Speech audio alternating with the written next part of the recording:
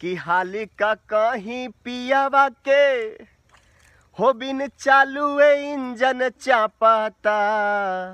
अरे नया नया ड्राइवर हरना में धोई धोई दाबाता। नया नया ड्राइवर हरना में धाई धाई दाबाता। वाह समर भैया, दिल से थैंक यू। बड़ा ही प्यारा सॉन्ग है, जिसने भी लिखा है और बड़ा प्यारा गाया है समर भैया ने, दिल से थैंक यू। और मज़ा आ गया गाना सुनने में। अभी अभी मैं डांस किया हूँ, बहुत अच्छा गाना है।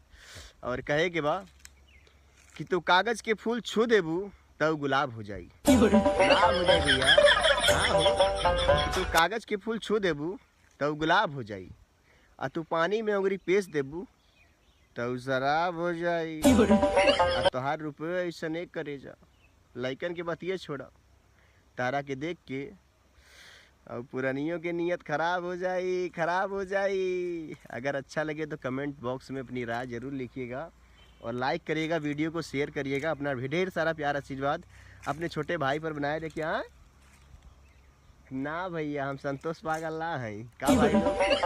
तो कमेंट बॉक्स में सुंदर सा प्यारा सा कमेंट करिएगा और वीडियो को शेयर करिएगा और बताइएगा मेरे वीडियो आप लोगों को कैसे लगते हैं, वीडियो बनाओ या ना बनाओ। ठीक, ढेर दिन से सपोर्ट नहीं खे मिलत, कहीं मत तोड़ दी आ कमेंट में बताई का वीडियो बनावल छोड़ दी।